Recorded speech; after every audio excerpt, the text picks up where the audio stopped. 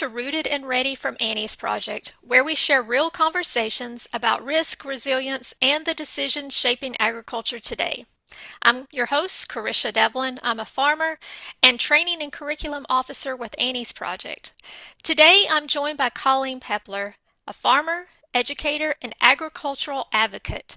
Colleen brings a unique perspective shaped by decades in education and a deep-rooted connection to her family's farm in Colorado. We talk about legacy, leadership, and what it really takes to navigate a multi-generational operation. Welcome, Colleen. Thank you. Thank you so much for having me on. I appreciate it. Thank you for being here. So we're going to jump right into the questions we have for you today. You grew up on a dryland wheat farm. What did that experience teach you about responsibility and leadership early on? I grew up out in northeastern Colorado, where I live on. Right now, now I live along the Front Range. We've lived here for about 40 years, so it's a different environment, a different location. I'm the youngest of three daughters. My dad mostly raised dryland wheat, and we were his harvest crew.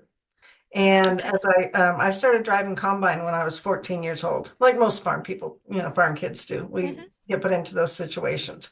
Um, so I learned a lot about taking on the role of many different roles, being a combine driver, being a help to my mom after we were out of the field, Hmm. helping as when further years went along. And my sisters got married. They married farmers, and one of my sisters and her husband had their own harvest crew, and we combined, and we spent about a month on the harvest crew, along harvesting about 2,000 acres of wheat.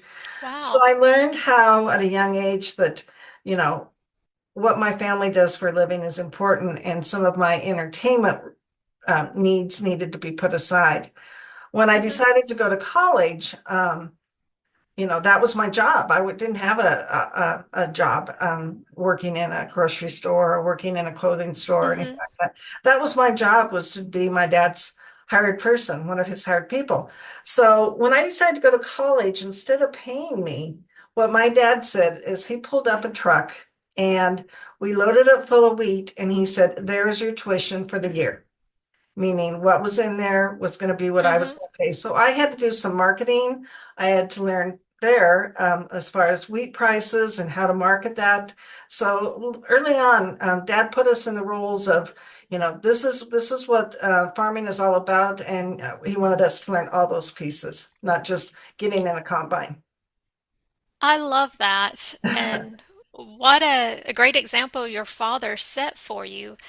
First of all, there's there's still some farmers that, especially I will say in the past, that may not have viewed their daughters in that light as being, being someone to help out in the field and so forth, but also to give you that gift of like learning learning as you go, as far as like, here's a truck, you need this is going to make your tuition, this is going to help you in college. Really, that nothing is going to incentivize you more than to really watch the markets and, Yes. to think carefully about how, when, and where you're going to sell that. So I think that's a wonderful example of helping to let that next generation lead and learn Mhm. from experience. I thought so too. It kind of took me back. I'm thinking, well, how do I cash this in? But at the time, but Right, yeah, it was a great right. experience for him, and I applauded him for thinking forward on those kind of Yes, things. Yeah. absolutely. So when you went to college, you veered off in a different way than agriculture, and you spent over 30 years in education. hmm And during that time, you were also a school administrator. So, what's a leadership lesson from education that directly shows up on your farm today? Or it even could have been, a leadership lesson you learned on the farm that you utilized in your career as a administrator. Absolutely. So I went on and I became a family and consumer science studies teacher. or Mm-hmm. back in those days, it was called home economics.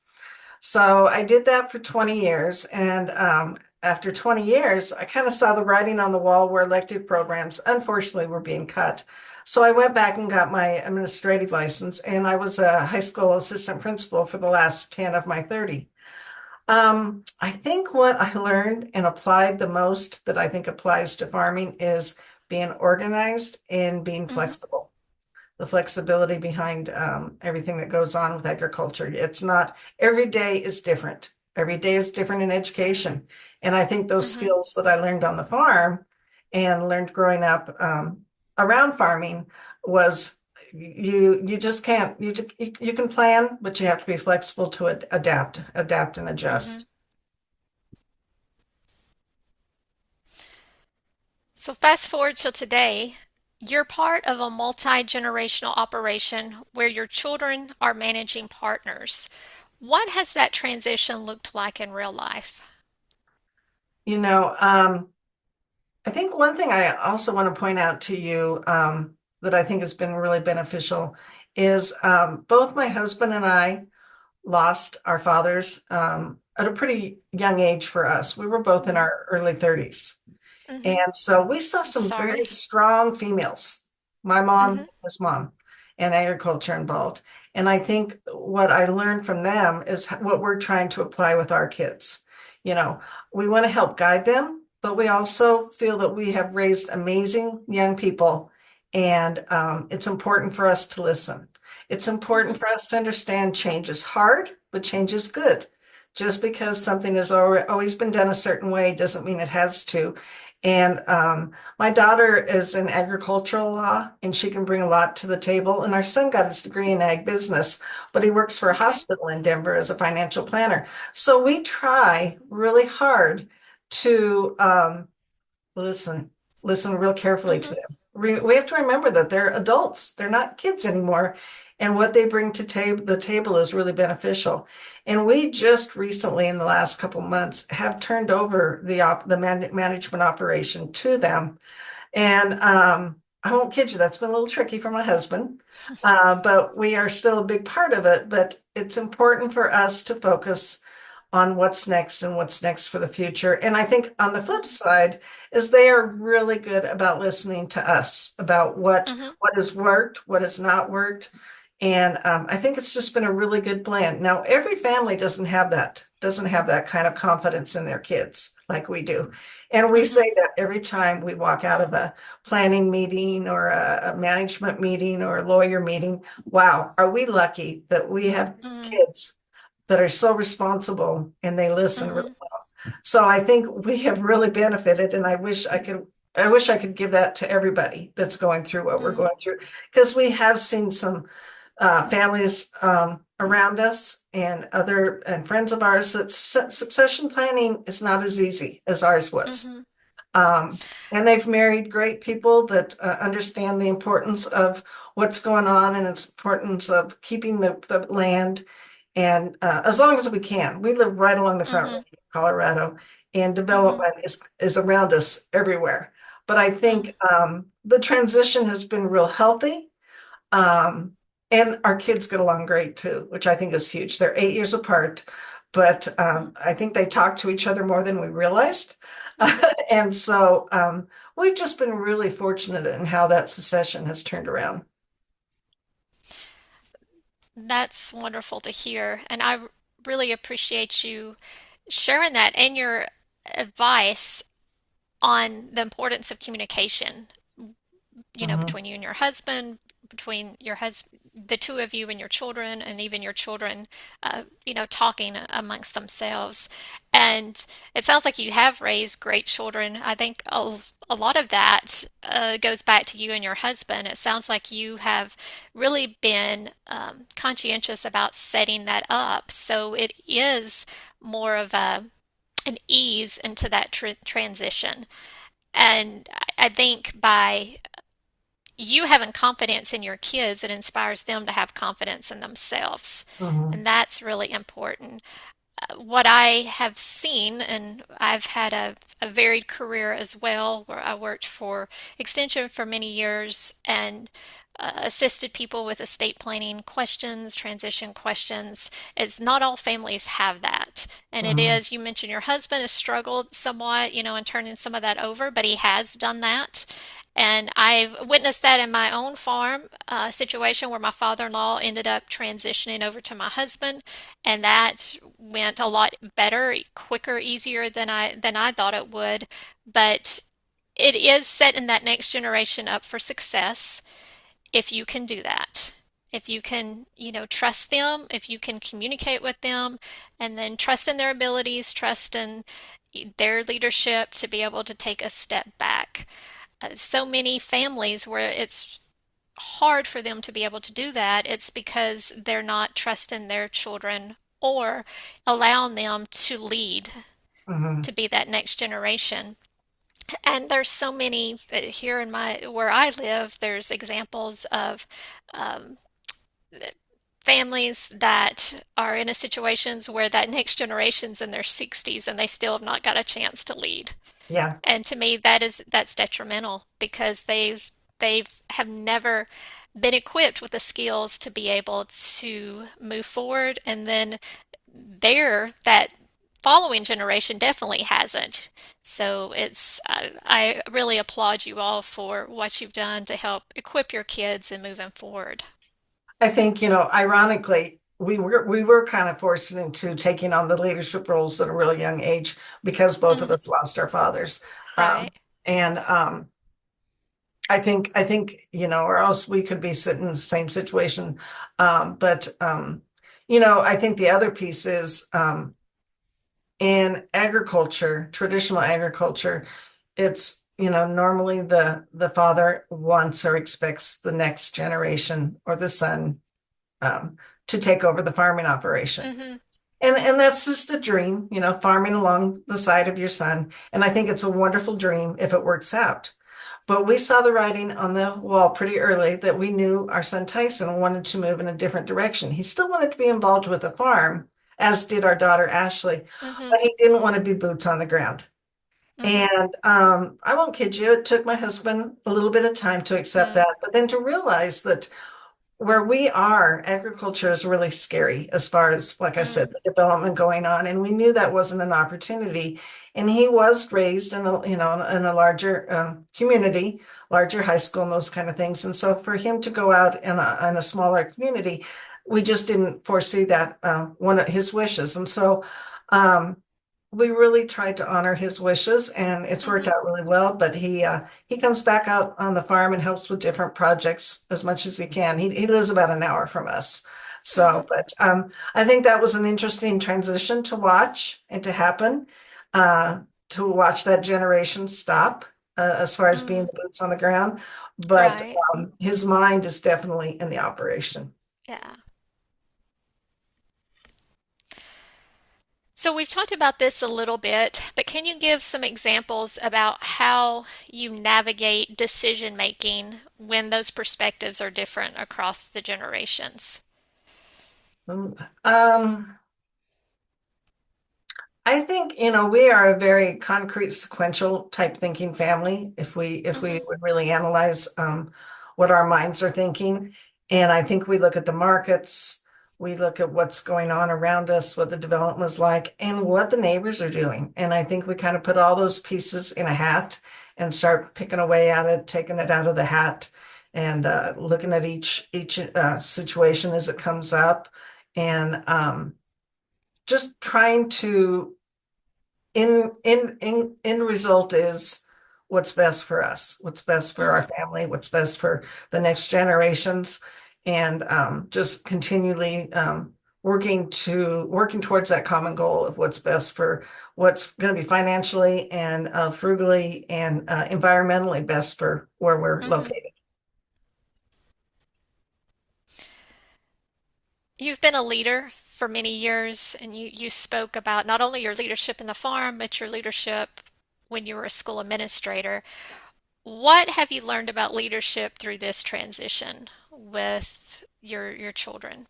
I think. I always use the phrase that silence sends a huge message. Mm, And I I like am a, that. and I think, especially when I was an educator, I learned a long time ago that listening is the most important thing.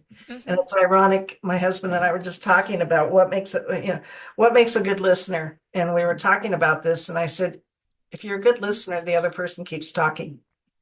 And that way, you know that that's what's going on. So I think leadership has kind of driven me to know that I always don't have the right answer. And I've accepted that. And the next person sitting next to me doesn't have the right answer. But if we listen to each other, we can learn from each other. I serve on the Colorado Department of Ag Commission. And what Hmm. I have learned from those other people that serve on that commission board with me has just been phenomenal because Colorado, like any state, is a very diverse agricultural state.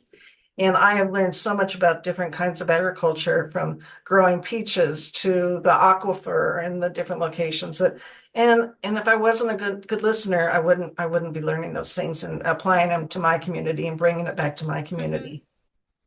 Oh, that's great advice. So, switching gears, you've been involved with Common Ground for several years and doing some agricultural advocacy work. What motivated you to start sharing your story?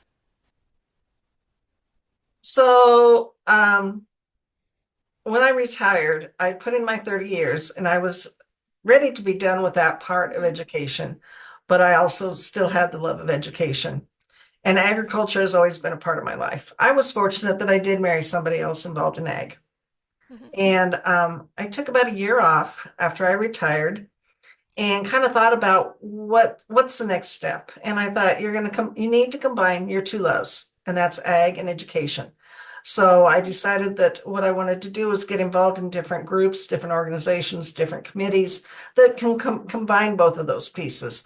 So I try to be the educational advocate anytime I sit on any kind of board, as far as how Hmm. are we going to help that in educating the youth? How are we going to help in educating the elderly?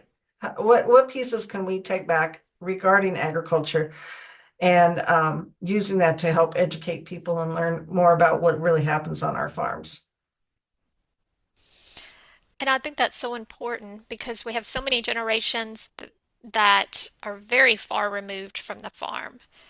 And there's a lot of just inadequate information out there, or people, or Mhm. false information, or people really don't have a good understanding. So, kudos to you for helping to educate others about agriculture.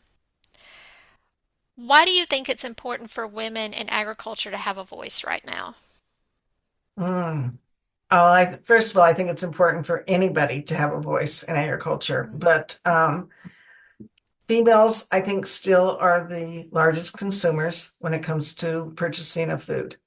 Mm-hmm. And I think it's important for them to understand how their food is grown, how their food is taken care of, what the safety issues are, what the health issues are, and just that where still it comes from.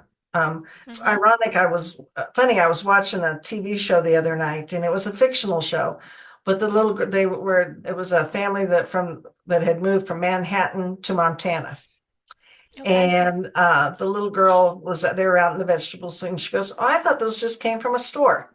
And I thought, how funny, this is what's being portrayed on TV. I mean, Mm-hmm. I'm sure they understand what they were trying to get across is, she was too far removed from where her food was grown. But I just thought that was a real interesting connotation that they were doing on television. Yeah. So, but I still think consumers, the females are the consumers that are still buying the food in the store Mm-hmm. or shopping online. When I go to the grocery store, I'm kind of a people watcher. I'm in there getting what I need, but I'm also kind of a people watcher and seeing how they're making their choices. And I really think consumers are just really on top of where their food is from, and they're reading labels a lot more Mm-hmm. than my generation did. And so I really like to see that. But I think still it's the female that's making those decisions of what's coming home and being put in their refrigerator and on their counters. what have you learned from conversations with people outside of agriculture? Um, Naiveness, um, what it costs to be involved in agriculture. Mm, Um, they have no idea what a tractor costs. mm-hmm, And the conversation of acreage. And I have to remind myself that I'm very fortunate that I live on more than just a half an acre or just a mm-hmm, parcel, or just a small piece of ground. Because when people come to our home, they're like, "Oh my goodness, this is gorgeous. You own all this?" And it's like, "Well, yeah, this is where we live." And I think um, I think what I learned from them is I need to remember where I live and be fortunate of where I do live and what's around me, mm-hmm. because not everybody has that. I agree. I think that's really important. I I also, and I'm curious your thoughts. How do you go about having those conversations or even starting those conversations with people? Do they seek you out, or is it does it happen organically? I think both kind of organically. So, Hmm. Kent retired from farming last year, and we just in February had our equipment sale. Okay. And talking to people about our equipment sale, they saw it posted. The Peppler name is known around this community, so it was a big draw. But explaining to people about what was going to happen there and Hmm. what our hopes were for what was going to happen there, um, made me do kind of what I did when I was an educator is I needed to give them a little bit more background knowledge. Why did we own what we owned? Why Hmm. didn't we own what we didn't own? Like we had custom crews come in and do our harvest for us. So we didn't own combines. But Hmm. why did we need three tractors? What were these different pieces of equipment that we're selling? And Hmm. so I think that farm sale really kind of opened my eyes as far as having to step back and take baby steps back, explaining to people what it takes to be a farmer, what kind of equipment that it takes to be a farmer, and why we no longer need it because now we're doing leasing out our Hmm. farm. And Yeah. the farmers that are leasing our farms come with their own equipment. So that was really kind of eye-opening to me, as well as my new daughter-in-law comes from California. And Okay. so that was a whole new environment for her. She'd never been to a farm sale before. So I think it was really interesting to watch that day through her eyes. And her Hmm. and and Kent and her husband, our son Tyson, have had conversations about, tell us what you thought. What did you think? Hmm. So it was really eye-opening to kind of step back and say, okay, these are terminologies that people don't understand. These are equipment pieces that people don't understand. Hmm. It's time for people to maybe understand a little bit better so they know why when the world is in crisis, it affects the price of their food. Hmm. Yeah. Absolutely. I think there's a lot of people that don't understand all of those interconnections there. Mhm. And just taking some time to have those conversations is so important. And I can remember being on a farm tour with a group of women that were leaders, but they were from outside of agriculture, and they had so many great questions about the farm, about corn, because this was a corn soybean farm that we were touring. And some of them were just simple questions that, or at least I thought, well, everybody knew that, but they don't. Mhm. And Right. just having, taking the time to have those discussions and explanations with them, it was very eye-opening for me, and it was great to see them enjoying and wanting to learn more about it. If there's someone listening who's hesitant to speak up, and to share the story about agriculture, to talk with those that are outside of agriculture, what would you say to them? I would say it's okay to be in an uncomfortable situation. because uncomfortability allows you the opportunity to learn and to dive into things that you may not have known that existed with agriculture. I know I thought I knew a lot of things about agriculture. I grew up on a farm. I married a farmer. We were involved in the operation, but because I had a off-farm career, I wasn't very heavily involved with the bookkeeping. Hmm. And about 3 years ago, my husband was tapped by the Biden administration to serve as Colorado's Farm Service Agency executive director. And it was a wonderful opportunity for him that I did not want him to give up. And so the Hmm. agreement was I would take over the bookkeeping and the day-to-day management of the farm. And I thought it was going to be a simple task, and it was not. And I learned a lot, but I think what I try to take away from, and a big part of why I like Annie's project, is it forced me to learn about every aspect of our operation. And Hmm. I worry that some of the females involved in agriculture do not know that about their operations. And if everybody would have to have been in the situation I was, I think it would be real eye-opening. I learned about different budgets and different costs and everything that I knew it was going on, but I wasn't living it because my husband was taking care of those things. So the opportunity for me to do that was a real benefit. It was a benefit for him to serve our state, but it was a real benefit for me to learn more about what we are doing on a day-to-day budget of with a pencil and paper. So Hmm. I think that opportunity was something that I wish in some capacity, every female who's involved in their farm operation would undertake. And that's why I think the different programs that Annie's project offers through all of those things, the budgeting and the insurance and those kind of things. I think everybody needs to take advantage of that and learn about that because I'd hate for something tragic to happen and Hmm. they don't know. Yes. And that worries me. So I think if you would ask me why did I get involved with Annie's project, I think it would be to tell my story about Hmm. why it was so important for me to learn what I learned and to share with other people that they need to learn those things as well.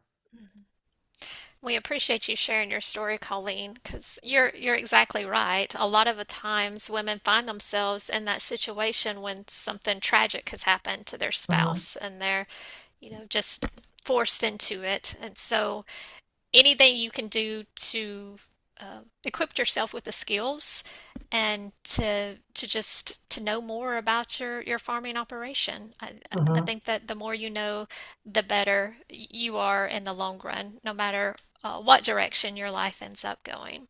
Absolutely. Yes. So we have a wrap-up question for you. You've already gave some great advice to our listeners out there. But if you could give one more piece of advice, especially to anyone that's maybe stepping into a leadership role, maybe it's on their farm, like you ended up doing when your husband had that opportunity to lead your state with FSA agency, or even in their communities. Or it could be like yourself. Now you're on a state commission, an ag commission in Colorado. But what advice would you give them as far as stepping into any kind of leadership role? Um,